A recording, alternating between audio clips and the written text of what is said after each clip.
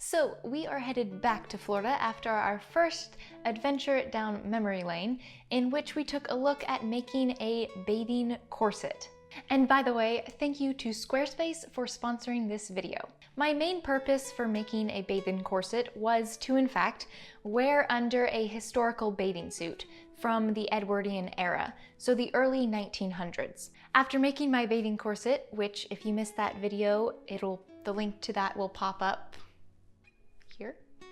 It's now time to make that historical bathing suit. I think we'd call them more of a dress nowadays, but this is what you would have thrown on to enjoy a day at the beach in the early 1900s. In many historical examples and extant garments, these bathing suits, or commonly called bathing costumes, were made of wool fabric.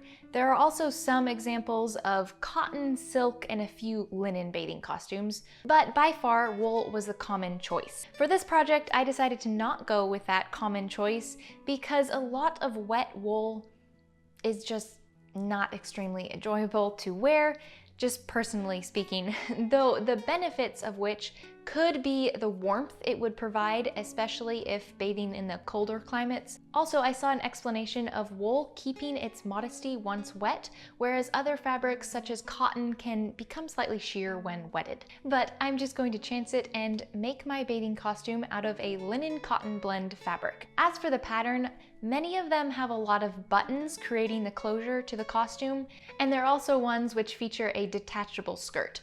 But for practicality, aka not wanting to do a bunch of buttonholes and also not wanting to worry about everything not staying together while swimming about, I found this pattern which features an interesting combination of the skirt, bloomers, and top all sewn together. And for the closure, there's only a few buttons. There's a hidden amount of fabric in the fold, which extends all the way from the neck to the waist. So when the neckline button and waist button is undone, this fabric unfolds and allows you to put on and take off the bathing costume with ease, and very few buttons.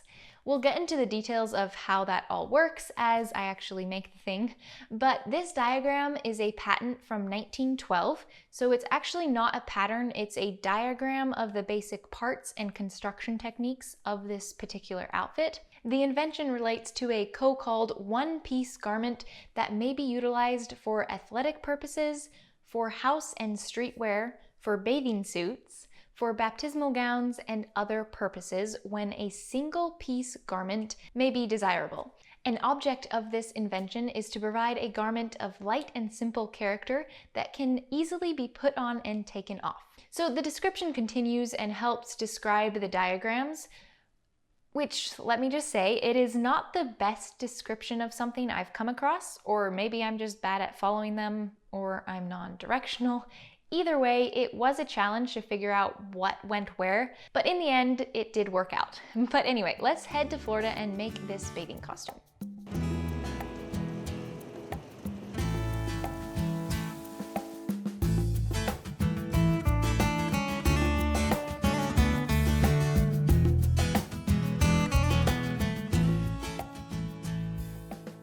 First came turning the diagram into a pattern and making the mock-up. After adjusting a few things to help it fit better, I got the pieces cut out from my fabric. The pieces include a bodice front, bodice back, 2 bloomer legs, and a 9-piece skirt, and then also sleeves. The first thing to tackle is the pleats on the bodice front. There are 2 pleats that go from the shoulder seam to the waist, and then there's also the fold that contains the extra width for getting the suit on and off. But for now, that just remains unfolded and open. Once I got the 2 pleats folded and finger pressed as best as possible, I can now attach this front piece to the back piece and sew the side and shoulder seams.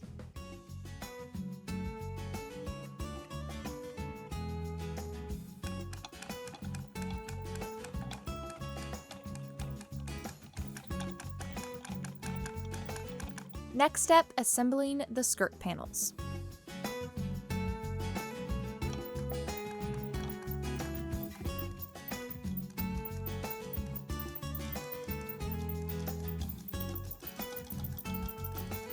And then the bloomer leg seams. I'm going to do a felled seam, so first trim down one seam allowance and then fold the other one over it to contain those raw edges. And I decided to do hand sewing to secure these edges in place.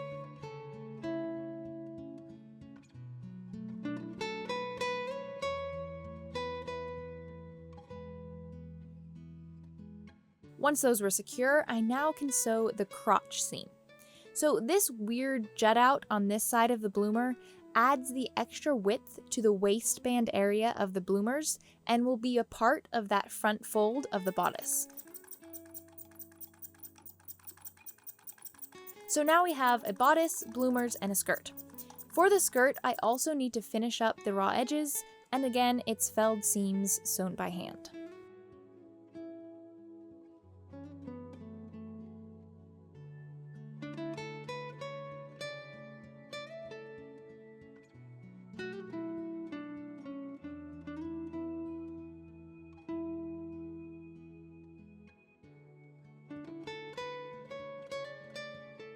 Now it's time to start attaching these pieces. The large fold of the bodice and the bloomers align. Oh, and there's some pleats on the bodice back and also on the bloomers that I forgot to show. For now, I'm just working with the bloomers and bodice. For this seam, it's actually going to be wrong sides together. So I want the seam allowances to be on the outside of the suit. The reason for this is to keep the inside of the suit with less raw edges. And I can do this because the belt is going to cover up this outer area, and thus cover those raw edges. So now onto that belt, there is a front piece that has 3 points to it. The one is actually going to get cut off, and based on that cut off piece, I'm cutting a replica point, but with a longer, shall we call it a stem to it. And these pieces are part of the closure for the waistband, and that fold thing system that we're going to work through. But we'll talk about that in a minute.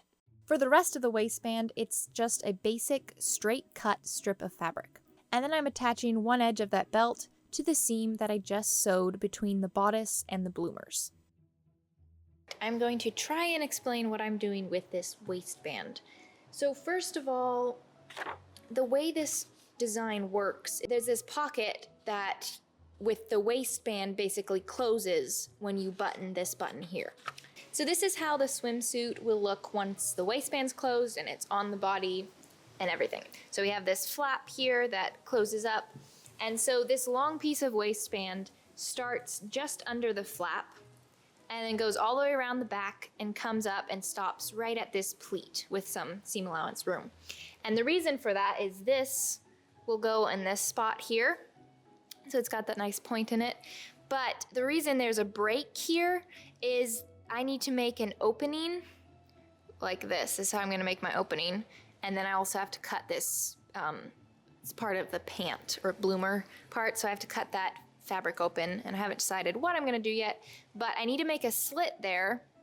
And there's gonna be a slit in the waistband because on the inside, I'm gonna poke my buttonhole little tab thing up through that hole, and it will button there. And that will keep everything together, at least hopefully. So that is my current plan. That is what the diagram looks like. I don't know if it's gonna work yet or if it'll look nice, but anyway, that's kind of what I'm going for. Now to create that hole I need, I'm placing a square of fabric and then I'm sewing around a small part in the middle and cutting a hole in that area. Then I turn the edges of that small piece of fabric out, and now we have a bounded square hole in this area. This area will be covered up with that front belt piece. So you might have noticed this as I was working on it. I put it at the wrong place. I can make it work. It'll be fine. But yeah, I'll show you how it will work out fine. But when I was placing this square on the wrong side of the bodice, I was matching it up based on this fold of the pleat because I knew it needed to be at the pleat, but as you can see, I did it at the wrong one. So it'll be fine because with how the fold folds, it folds right at this point. and then my little tab that's going to come through the hole was going to travel a little bit and then come out of the hole right here. Instead, it'll come out of the hole here. Let's see if I can do this. It'll come out of the hole here and then out of a second hole in the white waistband, and that's how it will attach. So it'll have to like kind of feed a little bit instead of just hole through like both holes on top of each other. But anyway, oh well. I got this front piece now attached, and as you can see, I put the raw edges out, so on the right side, because I knew this was going to cover it up. So I got that attached. I just have this pin closed right now just so I don't forget about it and when I'm sewing on the skirt, because that is what I'm going to do next. So I could have attached the skirt at the same time with the bloomers and the top, but it would have been a really thick seam, a lot of layers of fabric. And so I decided I'd take advantage of the waistband with that extra width and attach the bloomers and the bodice with one on one side of the waistband, and then on this lower edge of the waistband attach the skirt. That way I could distribute all the different layers that this bathing suit has. So that is what I'm going to do next. I'm going to attach the skirt and then see where we're at. All right, so here's an update on the waistband. So I have this attached, and then I just attached this piece of twill tape here, and don't really pay attention to this little pucker thing. Due to some miscalculation stuff, my skirt is just slightly smaller in this area than the bodice top, so I just put a little tuck there and we won't worry about it. But it's okay, it works fine because this is just the flap part that opens up, so it'll be hidden. So the reason why I added this piece of twill tape is, as you remember, I am attaching my bodice and bloomers to this side of the waistband and the skirt to this side. And since my waistband ends before, like, it doesn't go all the way through this placket thing, I had a gap where I needed to attach the bodice top to the skirt. And so that's the reason for the twill tape.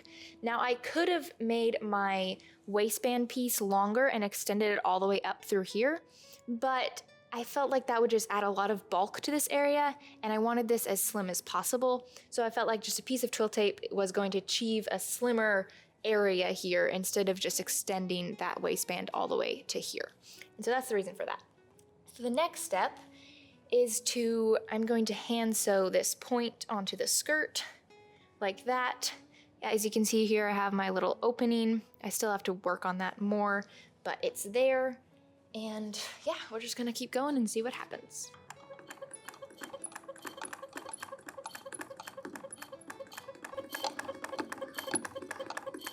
I've top stitched both edges, and I have this, before I top stitched, I put a second piece of fabric on just this little tab part because we want to seal off the raw ends there.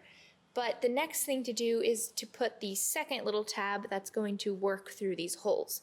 Now, I was just going to use this same piece of point over here, double-sided, but because I top stitched in, the opening is now more narrow, and I can't just use the same width that this tab over here is.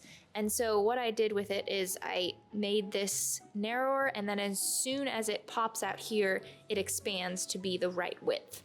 So it should look okay, hopefully, we'll see.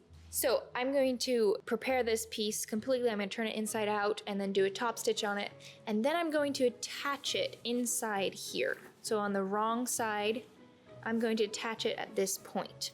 So it's going to be attached there, and it's going to close, work through this hole, and then out this hole and attach here. So anyway, hopefully that makes sense.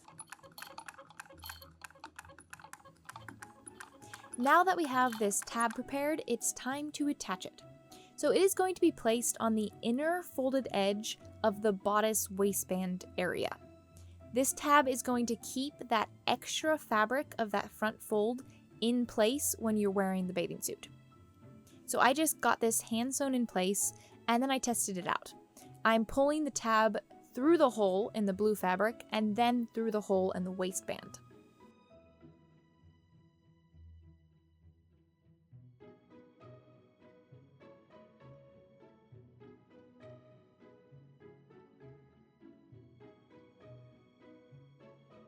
So I got that tab attached, and of course it would have been a lot easier to have that hole in that other layer right before here because I don't have to feed it through, but it works. So I have this, but I don't like how uneven it is compared to this side. And so I'm actually just gonna kind of chop that off and kind of replicate this style of like pulled through tab kind of. So I'm going to do that real quick. Much better. Now, seeing as the pieces are finally together, I can try it on for the first time and see how it's looking and fitting. That looks kind of scary when you first put it on.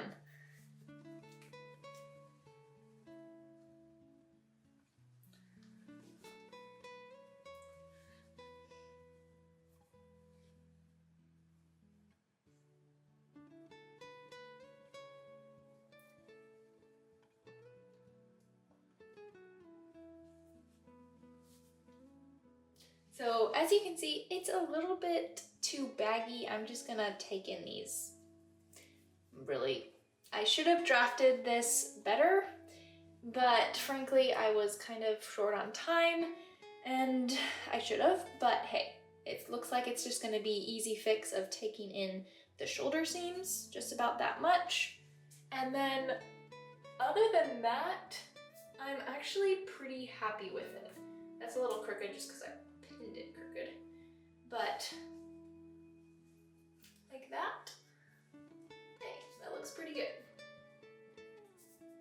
But one thing for sure, I'm going to shorten the skirt just a little bit so that you can see the bloomers underneath, because right now they're just a little bit hidden and I want to kind of make that visible. So yeah, but anyway, I'm pretty happy with that. This is like a cute little dress, not really a swimsuit. And I can totally bend in this corset. To finish off the neckline, I cut out a white piece of facing for the edge, but instead of this facing being laid on the inside of the neckline, it's actually going to fold over onto the right side and create a trim to the neckline. I got the top stitching all finished along both edges of this collar trim, and now on this area that it's part of the flap that gets folded under, you won't see it, I've just done a little rolled hem technique and I'm hand sewing it in place. And now a little rolled hem to finish up the bloomer edges. So I actually lied about shortening the skirt. I actually decided to lengthen the bloomers instead. This is up on the upper portion of the bloomers. The bloomers were a little bit short, so I decided to add this pretty large chunk of fabric. I just sliced the bloomers and then filled it with this piece of white. So yeah, kind of wonky and weird, but I think it will solve it, and I might end up making it shorter, but I'll just put a tuck in it basically. Really, really easy, just to see how much bagginess I want down there. But anyway, yeah, that was a last minute add, and hopefully it fixes the problem. And I got the bottom of the bloomers sections finished. So I did that rolled hem and then I pleated it along the edge and then put this band of white, and I did a top stitch just securing it all together. Now something I did do where the two ends meet, instead of sewing it up, it is an opening, and I'm going to feed a ribbon through here so I can get a nice little bow right here.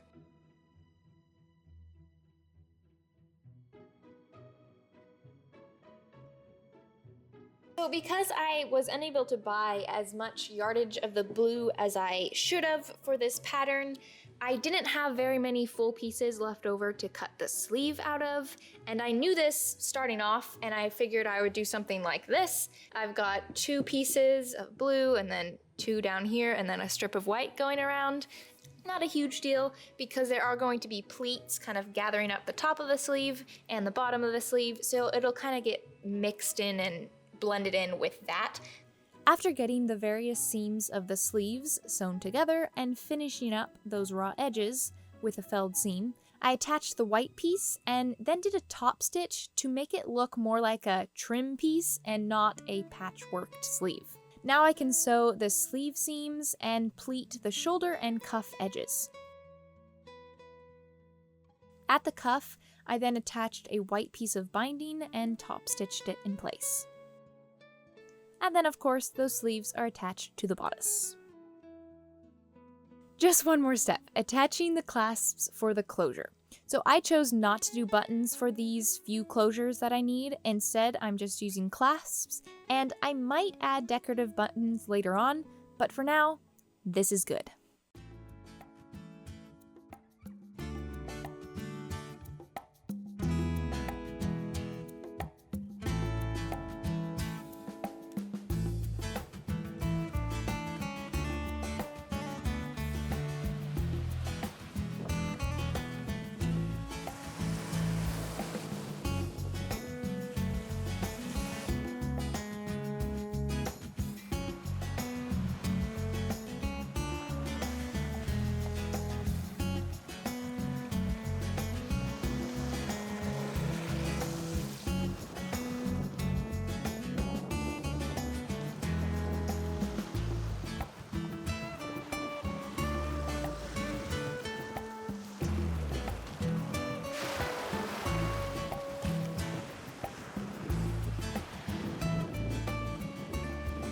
And it's done. I can now swim to my heart's content while remaining modest and dignified. In all seriousness, I wanted to make this bathing costume to see how cumbersome it actually is, or if in fact it is cumbersome. Of course, in comparison to modern day swimwear, yes, it's cumbersome. It has a lot more material and pieces. Just overall, it's definitely bulky, but you can swim in it, you can play in it, and you can do all the things that a beach day would normally include, except getting a tan. Which honestly though, sun is a good thing, but too much of it can lead to problems. So as much as we may laugh at the absurdity of this type of swimwear, maybe they did land on some positive results. Anyway, in the end, I was completely happy wearing this and doing normal beach things in it, though being in public wearing it was a little embarrassing, but that's just me. With that, a huge thank you to Squarespace for sponsoring this video. If you haven't heard of them before, they are a website building platform. They offer many various forms of website creation, from blogging to online sales to membership platforms. But not only that, it's very straightforward and easy to use. There's no hidden fees. You can find your domain and easily purchase and create your very own website to fit your specific needs. So head to squarespace.com for a free trial, and when you're ready to launch, go to squarespace.com/BellaMazeDesigns or use code BellaMazeDesigns at checkout to save 10% off your first purchase of a website or domain. So happy website building. Thank you for watching, and a huge thank you to all my patrons who continue to support me in so many ways. So 1,000 thank yous to all of you. And that's it for now. Go into your own sewing area and learn, create, and inspire.